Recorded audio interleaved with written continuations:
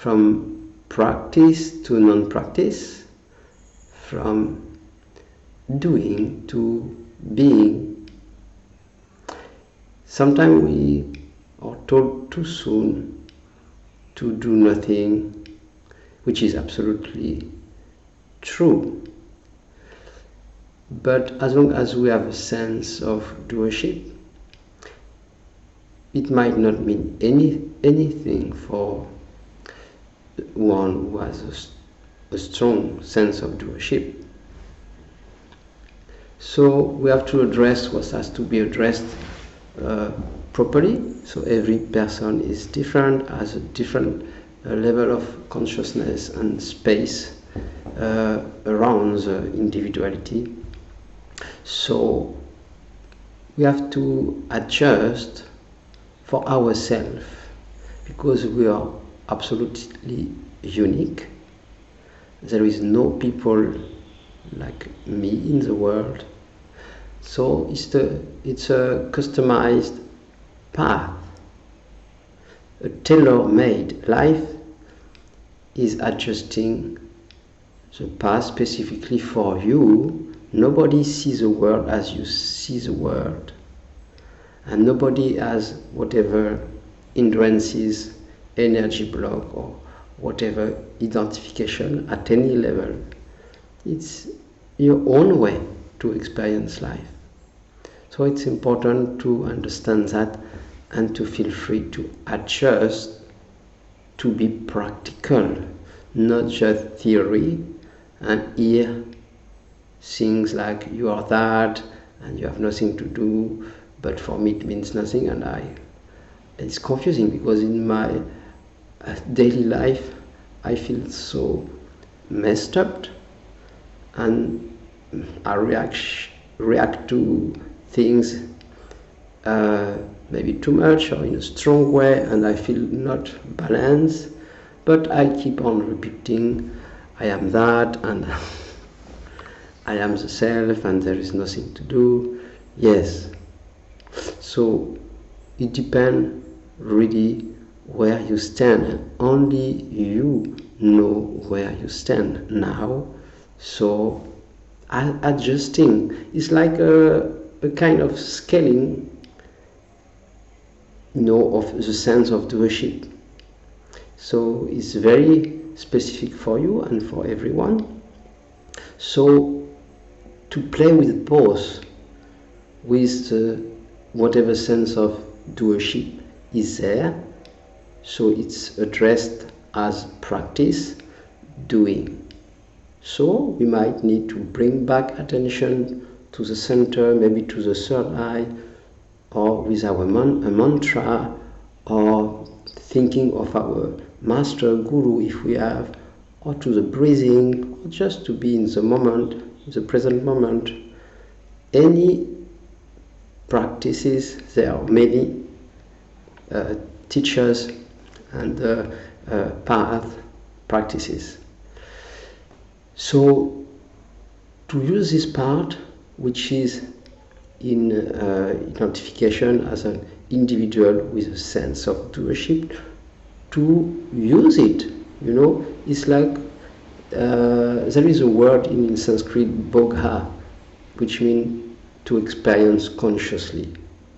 So if you don't experience consciously things, then it's real freedom cannot be there if you, for example, suppress sexual energy too much or any other kind of things.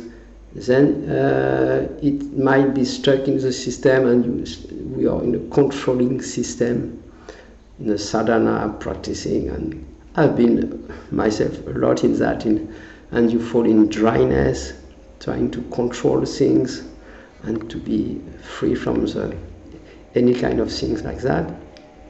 So I like to suggest personally is a middle path, and to honor that in a natural way. Bogha means to enjoy consciously, to be free from things. And it's a natural process, like tree and the fruits. we cannot push them to be ripe before to be green. So first some flowers, then the green fruits, then they become ripe, and then they fall from the tree, or they are ready to pick them. So nature is doing its own work.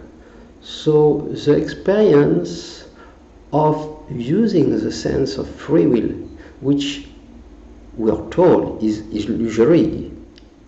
The I is an illusion, it's an experience, the identification as a separate being. But as long as I feel it, I can say it's not there. But to use it in a good way, which is supporting my freedom, my own freedom. So to use that aspect without forgetting or being open to hear that I am this absolute consciousness, untouched by anything which happened in the manifestation in time and space. Nothing can touch that which I am, which is ever pure, self-sustained, which is the consciousness in which all is experienced and is appearing. Experiences only appearances in the field of consciousness, in consciousness. So whatever has a beginning, a life and an end is in time and space, and is an appearance in consciousness which I am. So that is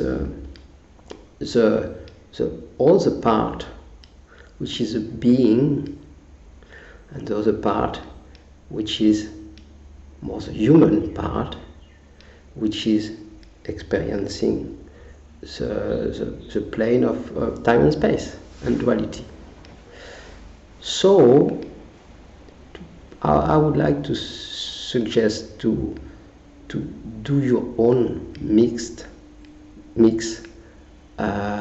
according to where you are at now. So playing with both, practice, non-practice, practice, non-practice, practice, non-practice, doing, being. Sometime in the day you might just need to, you feel lost or you have too many thoughts, so just bringing back attention to a center, or to breathing, to a mantra, to your guru, to whatever, and then you feel more centered and good, and maybe you don't need to, next moment you feel absolutely present, you need not to do anything. So to use things wisely with what we call common sense. So from practice to non-practice, from doing to being, and both are two parts of the same coin, which we call also Shakti and Shiva, the manifested and the unmanifested. So when there is no conflict between the two, because there is not someone in between who is differentiating, then the dance is free. So it's a we call it a path or the way, but it's a path to nowhere because we are already here. So that's a paradox. That's why it's a cosmic joke, because we are already where we are going, and we are already what we are.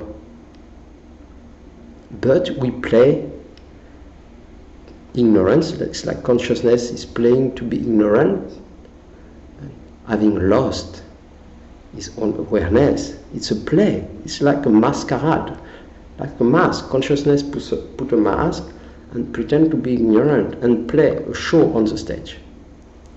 So, and within the show there is also this experience or getting free or regaining my own awareness. But this is also part of the show. for awareness, for the self, there is nothing. This is not, nothing is needed, nothing is necessary. So this is playing by itself. So you can just observe, witness, and play with these two poles, and having your own experience in your own time or in your own timelessness. And it's happening now. So, and at the same time, nothing happens. So this is a beautiful paradox which makes the experience beautiful, because we know whatever we can experience, whatever we may experience, even the worst, I let you imagine, I don't need to say, but even that is not affecting what you are. So the more this awareness is growing, shining in you, the stronger base, unshakable base, is there to support the play of life. And then this, all the rest follow. Trust, confidence, abundance. It's not even a question to have outer abundance, because you feel abundance is yourself. So all this comes naturally because the light is spread out on outer objects and is appearing to be there. Success, abundance, fame, love, whatever. But this light is coming from your own self. So that is the play, and I wish you to enjoy it. And thank you for listening. You can like the video, subscribe to the channel, and I will meet you soon. Thank you very much. Namaste.